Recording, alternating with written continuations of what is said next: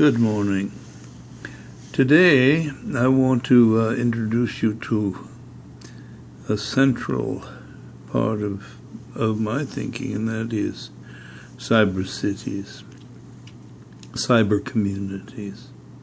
The book Cyber Communities is a kind of a conglomeration of all of the elements that make up a cyber city.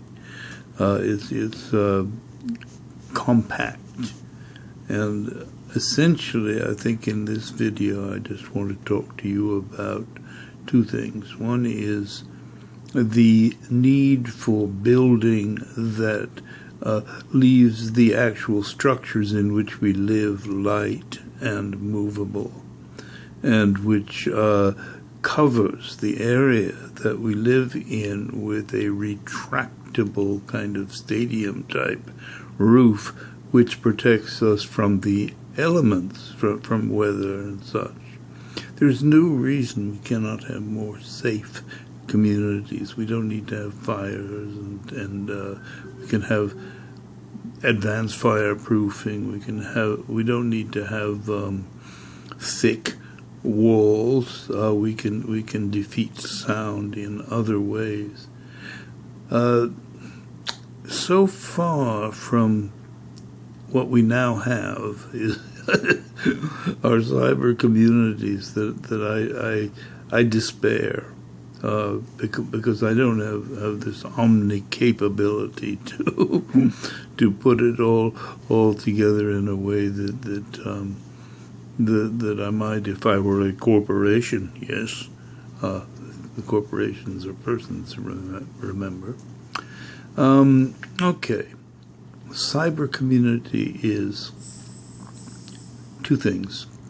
It is built in a way that is entirely different than the way we now do building. It sees the spaces where we live more as stage settings, the kind of thing you can take up and put down in an hour or two. And it sees the protection, the security we need as a kind of quite gigantic compared with the way we now do things. Matrix, which is a kind of shell which encloses the flexible spaces within which we live. We don't need more than 4 levels to live on. We could populate the entire world very easily in groups of 10,000 living in cyber communities that take 10,000 people. I'm not talking about some kind of uniform thing, but I am simply observing that we could create a kind of density that would be actually liberating and not crowded at all. A lot of these ideas are spelled out in the book Cyber Communities. The second thing about cyber communities is that they're car-free. It's simple.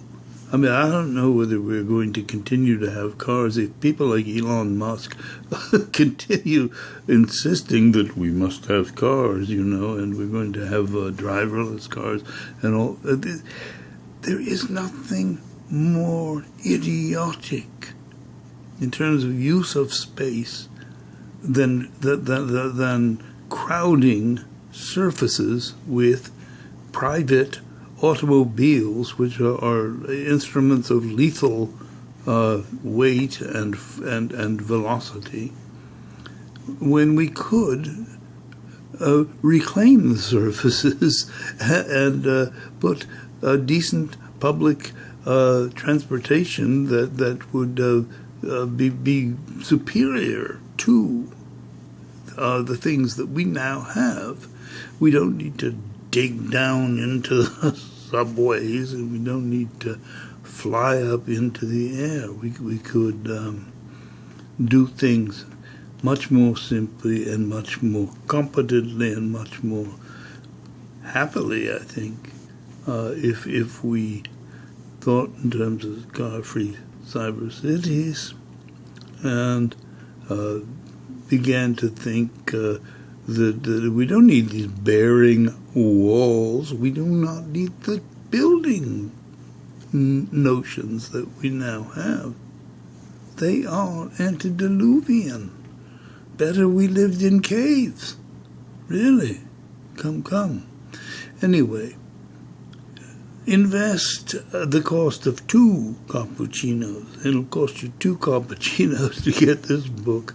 It's not that long, but it's pregnant, and it's taken me 50 years to come up with all the thoughts in this book. So I'm charging a hefty $5.99 for it, I think. And we'll see if anybody springs for that. I mean, after all. Have a good day. I'll keep at this Cyber Cities thing from video to video. You can depend on